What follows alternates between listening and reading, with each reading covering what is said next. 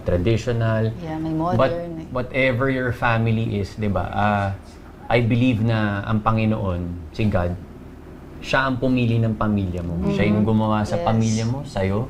So, Dinidesign niya na doon ka dinisign mapunta. niya na doon ka mapunta. Hindi ko naman pinili na, gusto ko dito kay... At hindi naman din nagkamali Dina Bonnie si Bing. God. Gusto ko kay Big Soto. Wala namang ganun Oo. di ba?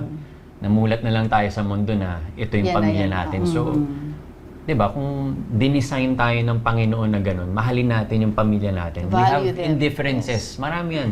Di ba? Nagkakasakitan tayo. Aminin natin, di ba? Nagkakasakitan tayo, nagkakatampuhan. Pero at the end of the day, love covers a multitude of sins, di ba? Mamahalin at mamahalin mo pa rin yan. Kahit anong mangyari, di ba? Kahit saan ka pa pinulot o kung anong mang away nyo, ako naniniwala ako na patawarin mo lang yan. Restoration. Forgiveness. Mamahalin mo yan, di ba? And iba iba yung, sa akin, iba yung dikit ng pamilya di ba? I mean, sabi nga natin kanina, di ba, yung kaibigan na nakukonsider mo siyang Nagiging family na, family.